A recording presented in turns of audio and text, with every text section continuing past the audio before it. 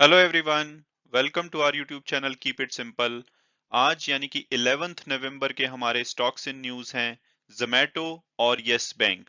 जोमेटो ने कल अपने मार्केट आवर्स के बाद सेकंड क्वार्टर के रिजल्ट डिक्लेयर किए और इसके साथ साथ कुछ बड़ी अनाउंसमेंट्स की हैं। और मूडी ने यस बैंक की जो रेटिंग है उसको इम्प्रूव कर दिया है। तो दोनों ही टॉपिक हम इस वीडियो में डिटेल में डिस्कस करेंगे और ये भी बात करेंगे कि क्या इनके शेयर्स हमें करंट प्राइस पे लेने चाहिए या नहीं।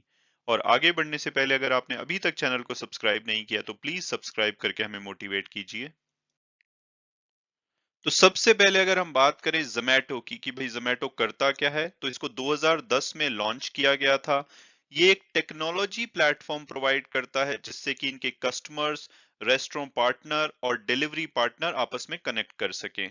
और अगर कस्टमर की बात की जाए तो जो इनके कस्टमर हैं वो इनके टेक्नोलॉजी प्लेटफॉर्म को यूज करके रेस्टोरेंट को सर्च कर सकते हैं, डिस्कवर कर सकते हैं, रेस्टोरेंट के बारे में रिव्यू लिख सकते हैं और दूसरे कस्टमर के द्वारा जो रिव्यू लिखा गया है उसको पढ़ सकते हैं, अपलोड कर सकते हैं फोटोज वगैरह। और उसके अलावा खाना ऑर्डर कर सकते हैं और अगर वो बाहर खाना खाना चाहते हैं किसी रेस्टोरेंट में तो वहां पे अपनी टेबल बुक कर सकते हैं और पेमेंट कर सकते हैं इनके टेक्नोलॉजी प्लेटफॉर्म को यूज करके। और अगर बात की जाए रेस्टोरेंट की, तो ये उनको मार्केटिंग टूल प्रोवाइड करते हैं जिससे कि वो कस्टमर के साथ एंगेज कर सकते हैं और अपने बिजनेस को ग्रो कर सकते हैं। उसके अलावा ये उनके बिहाफ पे जो कस्टमर को खाना होता है उसकी डिलीवरी करते हैं। और ये वन स्टॉप इनका प्रोक्योरमेंट सॉल्यूशन है हाइपर प्योर के नाम से, जो कि ऑपरेट करते हैं, जो कि रेस्टोरेंट्स को किचन प्रोडक्ट और इंग्रेडिएंट सप्लाई करता है। और इसके अलावा डिलीवरी पार्टनर की बात की जाए तो ये उनको फ्लेक्सिबल अर्निंग अपॉर्चुनिटीज देते हैं। तो अब अगर बात की जाए इनके सेकंड क्वार्टर के फाइनेंशियल्स की, तो इनका रेवेन्यू पिछले साल के मुकाबले 140% बढ़ के 1024 करोड़ रहा है। और अगर इनकी ज्योग्राफी की बात की जाए यानी कि रेवेन्यू के ब्रेकअप की बात की जाए तो सबसे ज्यादा रेवेन्यू इनका इंडियन मार्केट से आता है, लगभग 982 करोड़ के आसपास। उसके अलावा यूएई से 33 करोड़ और बाकी रेस्ट ऑफ द वर्ल्ड से 10 करोड़ के आसपास। और अगर इनके लॉस की बात की जाए तो लॉस इनका 89% बढ़ा है पिछले साल सेम क्वार्टर से, और इस बार जो इनका लॉस है वो लगभग 435 करोड़ रहा है, जबकि पिछले साल सितंबर क्वार्टर में इनको 230 करोड़ का लॉस हुआ था। तो अगर बात की जाए कि भाई ये लॉस क्यों हो रहा है इनको, तो सबसे पहला रीजन जो है वो ये है कि ये अपनी ब्रांडिंग और मार्केटिंग पे बहुत ज्यादा स्पेंड कर रहे हैं ताकि ये नए कस्टमर एक्वायर कर सके। आप देखते होंगे कि इनकी बहुत ज्यादा एडवर्टीजमेंट आती है।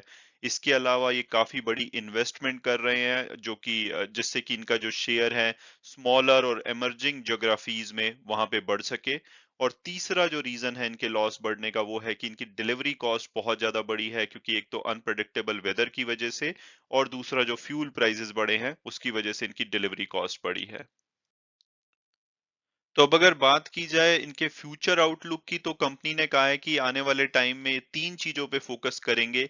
एक तो इनका प्रायोरिटाइजेशन होगा कि कोई भी बिजनेस अगर इनको लॉन्ग टर्म वैल्यू प्रोवाइड नहीं कर रहा है तो उसको या तो ये बेच देंगे या इसको बंद कर देंगे। दूसरा इनका फोकस रहेगा कि जो कोर फूड बिजनेस है या उससे रिलेटेड जो इनका इकोसिस्टम है उसके ऊपर ये इन्वेस्टमेंट करेंगे। और तीसरा इनका है कि ये जो दूसरी कंपनीज हैं उनके साथ या तो पार्टनरशिप करेंगे या इन्वेस्ट करेंगे जो ई कॉमर्स कंपनीज हैं, ताकि ओवरऑल अपने बिजनेस को, कोर बिजनेस को ग्रो कर पाए। और कंपनी का कहना है कि आने वाले कुछ सालों में जो इनका फोकस रहेगा वो फूड ऑर्डरिंग और डिलीवरी पे रहेगा, डाइनिंग आउट पे रहेगा। और जो हाइपर प्योर इनका बिजनेस टू बिजनेस रेस्टोरेंट को सप्लाई करने का बिजनेस है उस पे इनका फोकस रहेगा। तो अपने फ्यूचर आउटलुक को ध्यान में रखते हुए कंपनी ने कुछ बड़ी इन्वेस्टमेंट भी अनाउंस की हैं। तो सबसे पहले ये जो इनकी फिटसो ऐप है, कॉम्प्रहेंसिव फिटनेस ऐप, उसको ये क्योर फिट को बेचने की प्रोसेस में है लगभग 50 मिलियन यूएस डॉलर में। इसके अलावा ये 50 मिलियन यूएस डॉलर कैश में भी इन्वेस्ट करेंगे क्योर फिट में। तो अगर हम दोनों अमाउंट को जोड़ दें, 50 मिलियन की ऐप और 50 मिलियन का कैश, तो ये लगभग 100 million US dollar cure fit में इन्वेस्ट करेंगे, जिससे कि इनको उसमें 6.4% की हिस्सेदारी मिल जाएगी। और इसके अलावा दूसरी अनाउंसमेंट की बात की जाए तो कंपनी ने बोला है कि इन्होंने डेफिनेटिव डॉक्यूमेंट साइन कर लिए हैं जिसके थ्रू ये शिप रॉकेट, जो कि big foot retail solution private limited के नाम से ऑपरेट करती है और एक लॉजिस्टिक सॉफ्टवेयर कंपनी है, इसमें 75 मिलियन इन्वेस्ट करके 8% की हिस्सेदारी खरीदेंगे। और तीसरी जो इन्होंने अनाउंसमेंट करी है उसमें इन्होंने बोला है कि मैजिक पिन जो कि एक ऐप है, मर्चेंट को हेल्प करती है कंज्यूमर हैबिट डेटा को अंडरस्टैंड करने में, और ये समस्त टेक्नोलॉजी प्राइवेट लिमिटेड के नाम से ऑपरेट करते हैं। इसमें ये 50 मिलियन इन्वेस्ट करेंगे, जिससे कि इनको इसमें 16% की हिस्सेदारी मिल जाएगी। तो ओवरऑल अगर मिलाएं तो ये बनता है 50 मिलियन क्योर फिट में, और 75 मिलियन लॉजिस्टिक सॉफ्टवेयर में, और 50 मिलियन मैजिक पिन में। इसके अलावा इन्होंने 100 मिलियन ग्रोफर्स में इन्वेस्ट किया था अगस्त 2021 में। तो अगर हम चारों को मिला लें तो इन्होंने लगभग 275 मिलियन यूएस डॉलर इन्वेस्ट करने की कमिटमेंट करी है पिछले 6 महीने में। इसके अलावा कंपनी ने बोला है कि आने वाले 1 से 2 साल में ये लगभग 1 बिलियन यूएस डॉलर और इन्वेस्ट कर सकते हैं ऐसे ही क्विक कॉमर्स स्पेस में। इसके अलावा कंपनी ने कुछ बिजनेसेस को डिसकंटिन्यू करने का भी अनाउंसमेंट करी है, जिसमें कि सबसे पहले जो इनका nutraceuticals direct to consumer experiment था उसको ये शट डाउन करेंगे, और अब ये शिप रॉकेट पे रिलाय करेंगे कि ये उनको हेल्प करेगा इस स्पेस में ग्रो करने में। ऐसे ही इन्होंने पहले अपना जो ग्रोसरी बिजनेस था उसको भी इन्होंने बंद कर दिया था, और इन्होंने कहा था कि अब एक ग्रोफर्स पे रिलाय करेंगे उस स्पेस में ग्रो करने के लिए। इसके अलावा इनका जो लेबनान में जो ऑपरेशन था उसको ये बंद कर रहे हैं। ये एक इकलौता जो भारत से बाहर इनका बिजनेस था, अदर देन जो यूएई में इनका डाइनिंग आउट बिजनेस है वो रह गया था। इसके अलावा इनके जो भी और बिजनेसेस थे भारत से बाहर उनको इन्होंने पिछले साल बंद कर दिया था। इसके अलावा कंपनी का कहना है कि फूड डिलीवरी जो मार्केट है इंडिया में अभी बहुत ही स्टार्टिंग लेवल पे है, और अगले कुछ सालों में ये 10 टाइम्स ग्रो हो सकती है, जिससे कि इस कंपनी को काफी फायदा हो सकता है। तो अब अगर बात की जाए हमारी सेकंड कंपनी न्यूज यानी कि यस बैंक की, तो उनके लिए एक अच्छी खबर आई है कि जो रेटिंग एजेंसी है मूडीज, उन्होंने जो यस बैंक की long term foreign currency issuer rating है उसको अपग्रेड कर दिया है B3 से B2 पर। और ऐसा इसलिए किया गया है क्योंकि उन्होंने देखा है कि जो बैंक की फंडिंग और लिक्विडिटी है वहां पे सब्सटेंशियल इंप्रूवमेंट देखी गई है, जिससे कि डिपॉजिटर और क्रेडिटर का कॉन्फिडेंस बैंक में बढ़ा है। इसके अलावा जो आउटलुक है बैंक का उसको भी अपग्रेड करके स्टेबल से पॉजिटिव कर दिया गया है। तो ये दोनों ही बहुत ही अच्छी न्यूज है यस बैंक के लिए, और ये दर्शाता है कि जो यस बैंक अपना लेगेसी जो इनकी स्ट्रेस्ड असेट है उसका क्लीन अप कर रहा है, और ओवरऑल कैपिटल और प्रॉफिटेबिलिटी इंप्रूव कर रहा है। इससे इनका क्रेडिट प्रोफाइल काफी अच्छे से इंप्रूव हो रहा है। इसके अलावा अगर बात की जाए तो पीछे पेंडेमिक की वजह से इकोनॉमिक चैलेंजेस आए, लेकिन उन सब के बाद भी यस बैंक की जो असेट क्वालिटी है वो इतनी ज्यादा खराब नहीं हुई है, थोड़ा सा ही उसमें इम्पैक्ट हुआ है, और जो इनकी कैपिटल है वो स्टेबल रही है। इसके अलावा इन्होंने अपने सेकंड क्वार्टर के रिजल्ट काफी अच्छे डिक्लेयर किए हैं। तो ओवरऑल ये बैंक लग रहा है कि अब इम्प्रूवमेंट की तरफ बढ़ रहा है। तो अब अगर बात की जाए कि क्या हमें यस बैंक का जो शेयर है वो करंट प्राइस पे लेना चाहिए, तो सबसे पहले अगर हम पास्ट परफॉर्मेंस देखें तो ये मार्च 2020 से पहले एक डिफरेंट बैंक था, इसमें बहुत ज्यादा टेंशन चल रही थी। उसके बाद नई मैनेजमेंट आई और उन्होंने इसे इम्प्रूव किया है, तो इसलिए लॉन्ग टर्म में इन्होंने 94% की नेगेटिव रिटर्न दी है, बट उसको कंसीडर करना अब सेंस नहीं बनाएगा। अगर हम पिछले 3 महीने में देखें तो इस बैंक ने लगभग 5.5% से ज्यादा की रिटर्न दी है, पिछले एक वीक में फ्लैट रहा है। और अगर हम टिकर टिप के प्रेडिक्टिव एनालिसिस को देखें तो वो इसका एवरेज प्राइस 11.58 बताते हैं, हायर साइड पे 15.44 और लोअर साइड पे 5.80। और जो कल की क्लोजिंग हुई है वो 13 रुपए पे हुई है, तो लगभग ये बोला जा सकता है कि प्रेडिक्टिव एनालिसिस के हिसाब से इनका जो अभी करंट प्राइस है वो अबव एवरेज चल रहा है। और अगर हम इनके फंडामेंटल्स देखें तो अभी ये लॉस मेकिंग बैंक है, तो ये इसका नया जन्म हुआ है इन्हें वे पिछले साल से जब से नई मैनेजमेंट आई है।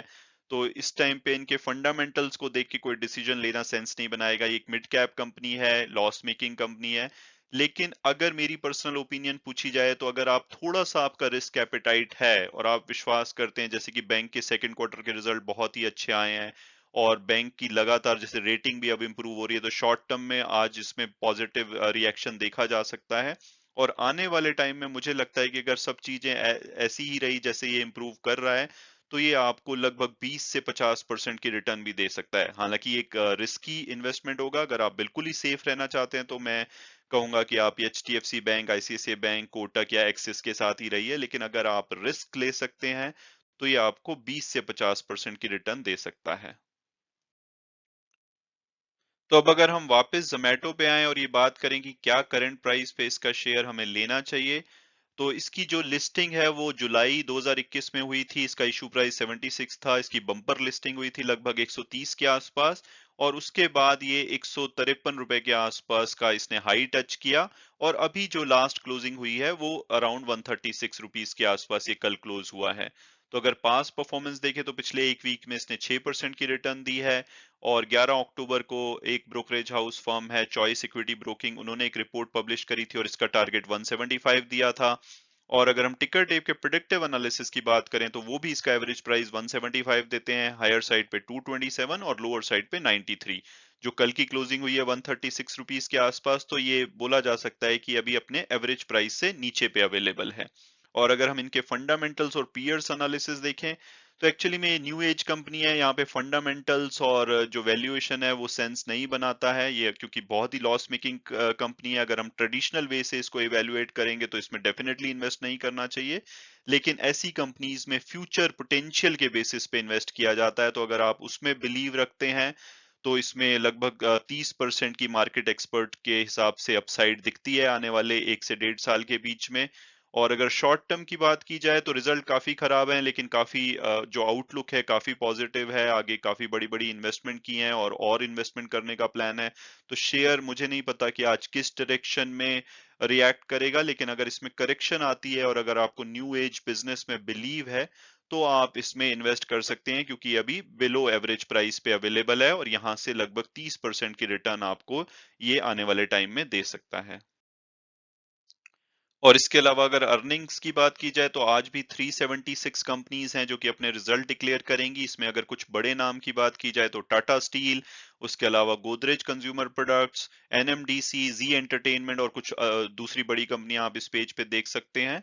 और वीडियो क्लोज करने से पहले मैं हमेशा की तरह डिस्क्लेमर दूंगा कि अगर आप किसी भी कंपनी में इन्वेस्ट करना चाहते हैं तो अपनी फर्दर रिसर्च कीजिए, फाइनेंशियल एडवाइजर से बात कीजिए, उसके बाद अगर आप कंफर्टेबल होते हैं तभी आप उसमें इन्वेस्ट कीजिए। Thanks so much for watching the video and God bless you all.